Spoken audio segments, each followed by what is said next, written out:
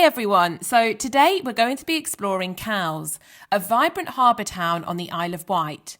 It's famous for sailing, its seaside charm and a unique blend of history and modern coastal life. COWES has grown around its maritime past. In the 1700s, it became a major shipbuilding hub, and East COWES in particular was home to famous shipyards that built luxury liners, military vessels and even parts of early hovercraft designs. Even today, you can't talk about COWES without its connection to sailing. So we came to COWES on a Sunday afternoon, and as you can see, absolutely nothing was open other than a couple of nice restaurants and this chip shop. So I never normally eat things like chips, but we didn't want to sit down for a full meal, and there was literally no other place to get food. All the cafes were closed, the shops, and I'm afraid I'm only going to be able to show you a mostly closed high street. This is definitely somewhere I would like to come back to, probably around the regatta.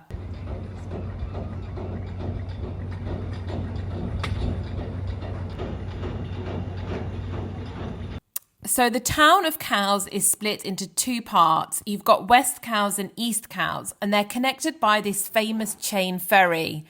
West COWES is where you'll find the bustling high street that we just walked through, that's not so bustling on a Sunday. And East COWES is quite a bit quieter. There's a few cafes and restaurants, but generally there isn't so much to do on the other side without a car.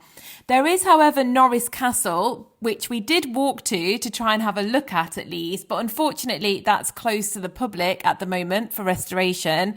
If you walk a little bit further, there's also Osborne House, which is a must-see on the Isle of Wight, but obviously that was also closed when we visited.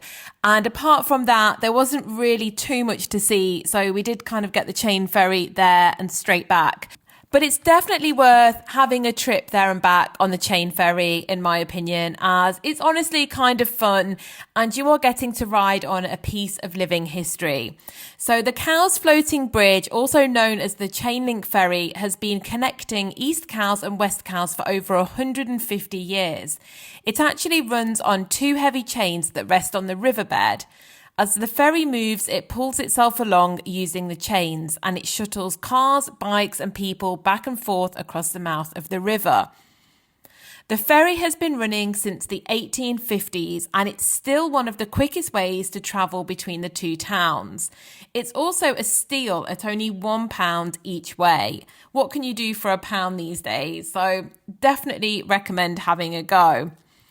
The chain design helps it to stay on course even in the fast-flowing tidal waters of the River Medina.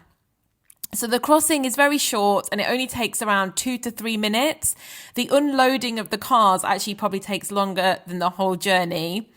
And the ferry operates roughly every 10 to 15 minutes continuously for 365 days a year. It's open for about 18 hours a day. COWES is probably most famous for its yearly regatta. Every summer, thousands of sailors from pros to amateurs gather here for COWES Week, which is one of the oldest and largest sailing regattas in the world. It started in roughly 1826 and it takes place every year and typically lasts for 8 days. Around 800 to 1,000 boats participate and 8,000 competitors. It's open to everyone from Olympic sailors to weekend enthusiasts. And there's also lots of shoreside events, including music, food stalls, open air bars, fireworks and family activities. Each day, fleets of boats race across the Solent on courses set by the COWES Week Race Committee. I've never been to COWES Regatta and it's definitely on my list along with 1,000 other things I want to see. So I'm going to walk you through the high street now at night, perhaps a different perspective to what you usually get in the day. And as you can see, it's a lot quieter on a Sunday night than obviously it would be in the week. This area would be quite bustling at a lot of other times. I actually think it's probably one of the cutest shopping towns on the Isle of Wight. I personally am not totally sold by Newport because it's got a lot of generic shops and I like the kind of unique shops and independent shops in COWES. I love this particular shop that has loads of different Lego figurines called That Shop.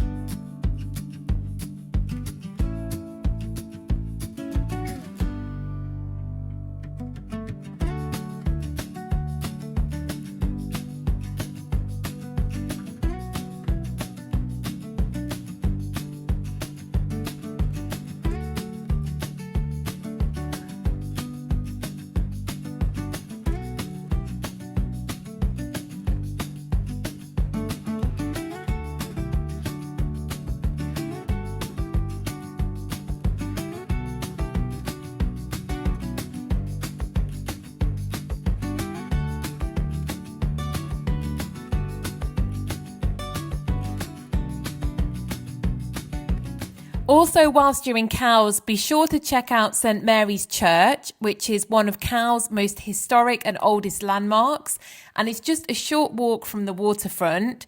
The church was originally built in the 1600s, but much of what you see today dates back to the 19th century. Its renovation was by the famous architect John Nash, the same man who was behind Buckingham Palace's redesign.